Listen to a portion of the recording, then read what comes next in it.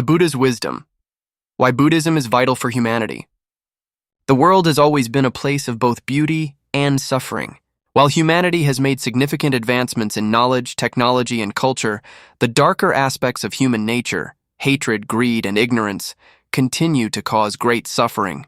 War, invasions, and social conflicts dominate headlines, leaving many to wonder if peace is ever truly attainable.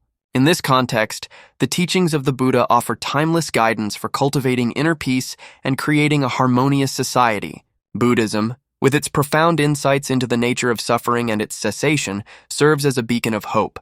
It offers practical tools to address the challenges of modern life and provides a path for individuals and societies to transcend their limitations. Through mindfulness, compassion, and wisdom, Buddhism teaches us how to confront the roots of conflict and transform our world into a place of love and understanding, the kingdoms at war. During the time of the Buddha, two neighboring kingdoms, Kosala and Magadha, were frequently at war. Their disputes over territory, resources, and power created a cycle of violence that seemed impossible to break. The people suffered immensely. Soldiers lost their lives, families were torn apart, and hatred festered in the hearts of both rulers and commoners. King Pasenadi of Kosala, though a powerful ruler, was deeply troubled by the suffering in his kingdom. He was a devoted follower of the Buddha and often sought the master's guidance in times of crisis. One day, after a particularly brutal battle, the king visited the Buddha at Jetavana Monastery, the king's question. Bowing respectfully before the enlightened one, King Pasenadi said, "Blessed one, my heart is heavy with sorrow. My kingdom is consumed by hatred and war. Families grieve for their loved ones, and peace seems like a distant dream. Why is there so much hatred in the world? Why do human beings who share the same earth harm one another so mercilessly? Is there a way to bring an end to this suffering?" The Buddha, seated serenely under the shade of a tree, looked at the king with compassion. He replied, "O king, the hatred you see in the world is rooted in the minds of individuals. It arises from greed, ignorance, and delusion, the three poisons that cloud judgment and fuel destructive actions. People are trapped in a cycle of craving and aversion, unable to see beyond their selfish desires. They cling to power, wealth, and status, not realizing that these are impermanent and ultimately unsatisfying. This ignorance leads to suffering, both for themselves and for others."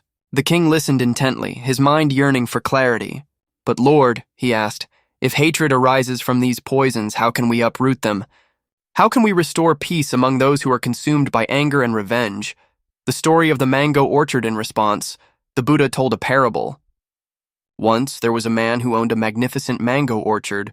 The trees were tall and lush, their branches heavy with ripe, golden fruit. One day, a group of boys entered the orchard and began throwing stones at the trees to knock down the mangoes. The man, seeing this, became furious.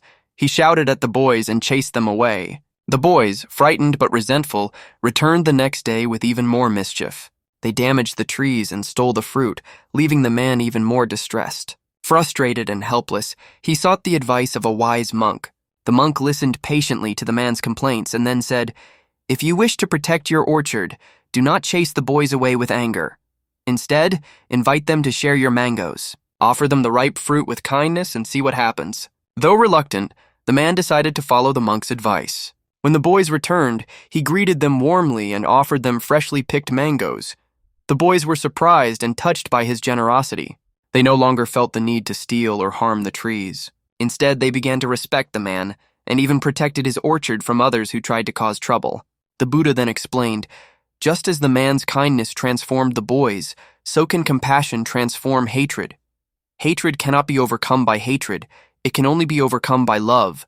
This is an eternal truth." King Pasenadi, deeply moved by the story, asked, "Lord, how can I cultivate such compassion in myself and my people? How can I lead them away from hatred and toward peace?" The Buddha replied, "O king, the path to peace begins within.